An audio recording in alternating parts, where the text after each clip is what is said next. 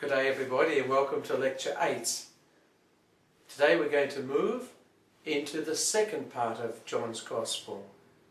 We call this second part the Book of Glory. The first part was the Book of Signs. This is the Book of Glory, and we're beginning with, of course, chapter 13. The main subject of the Book of Glory is the hour that Jesus is going to live through for us. The hour has come. Jesus will live this hour fully and freely and lovingly. He speaks to us about this hour at the Last Supper, and then he undergoes this hour in the Passion, and he comes through it in his resurrection. The two great themes of the Book of Glory are the great love that Jesus has for his disciples and what the return to the Father, what glorification really means. In this first of these sessions on the Book of Glory, we're going to look at chapter 13. And it's the first of 5 chapters that we call the Last Discourse, or the farewell speech that Jesus gives. The 5 chapters are broken down into, we could say, 3 sections. The actual talk that the Lord gives to us, which is chapters 14 to 16. That's preceded by the scene at the Last Supper and a few things said at the Last Supper. And then it ends in chapter 17 with the prayer that Jesus makes for us.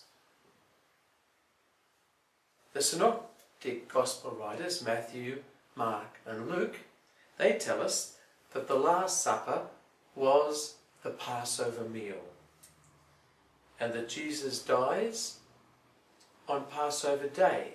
For remember that for the Jewish people the day begins the evening before, so the Passover meal would have begun the Lord's great Passover, and he dies at 3 p.m. that day, which will be the 15th of Nisan in the Jewish calendar, a Friday. Now John is different. John says the meal and the death of Jesus come the day before Passover. So our Lord dies, the Passover meal is perhaps anticipated. Certainly in St. John's Gospel there's hints of Passover everywhere, but the meal takes place the day before Passover, and Jesus dies also the day before Passover. So it's possible Jesus anticipated this for some reason. And one writer says, is it because he knew Judas was about to spill the beans on him? Well, we don't know for sure, but it could have been he anticipated for that reason. Okay, we're going to look at 4 things today. We're going to look at the actual scene of our Lord washing the disciples' feet. That's John 13, verses 1 to 11. The second thing we're going to look at is, after that, he gives a talk on service. That's verses 12 to 20. And then the next scene we have is Jesus gives the prophecy of his betrayal. Verses 21 to 30. And the final and 4th scene is Jesus gives his commandment of love.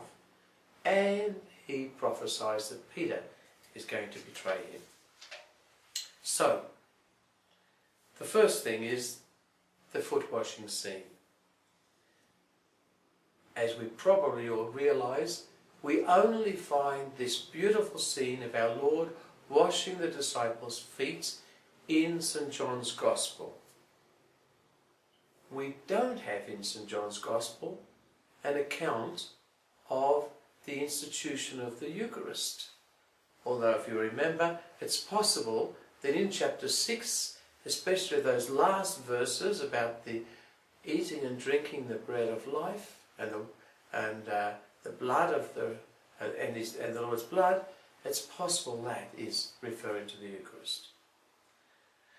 There are a lot of common elements between the synoptic writers, Matthew, Mark, Luke, and St. John when it comes to the Last Supper.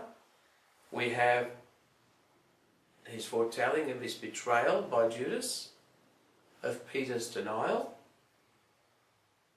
He speaks about the fruit of the vine and the new covenant, and he warns us that the disciples are going to be scattered. So there's a lot of commonality, but the tone is so different, as we'll see. Now, the opening verse is an extraordinary verse of this chapter 13, giving us the context. It's Passover time. And we've heard this already in the story about the Lazarus, that it's Passover time. But we also have Jesus' inner story as well. Not just the outer time, his inner journey. Having loved those who were his own in the world. And he did that all through his ministry. That's his life. He loved them to the end. Or he showed them the fullest extent of his love. And he's going to do this because he lays down his life for his friends. And in that opening verse we have an extraordinary insight into what's about to take place. In the next few verses we have a description of what Jesus does as he washes the disciples' feet. The mention of Judas reminds us of the tension that there is between this intimate meal and his coming betrayal. The mention of the devil suggests that this is actually a cosmic struggle that's taking place between the forces of good and the forces of evil. What does it mean, this scene of Jesus washing the disciples' feet? Well, there's a hint, a strong hint, that it's referring to his death. Because the words, he removed his outer garments, then puts back on again, are the same words that were used back in John chapter 10, when he's referring to laying down his life. So we have a strong sense, even in language, of that. But Peter's reaction shows us something even more significant about that. Jesus says, first off, you're going to understand it later. You're not going to understand it now. But then he says to Peter, look, it's crucial.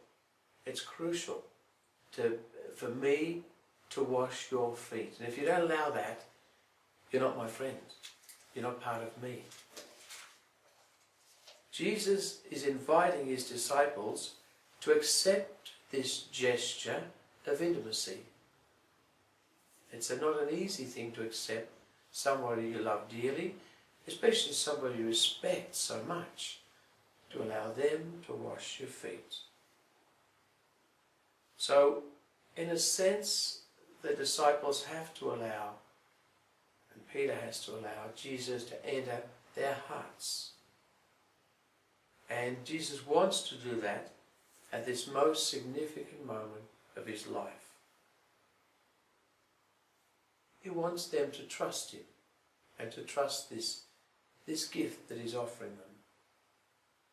And we know that Jesus' loving action of intimacy, of washing their feet, mirrors his intimacy with his Father. Jesus wants them to be one with him in the hour that he's facing. A person who's had a bath needs only wash their feet. You are all clean. In a sense, you're already clean because of the words I've spoken to you. In John chapter 15 we're going to see. In a sense then, it's not about water. It's all about entering into a relationship with Jesus, especially as he enters his passion. Now we'll say a few words about the second part of this chapter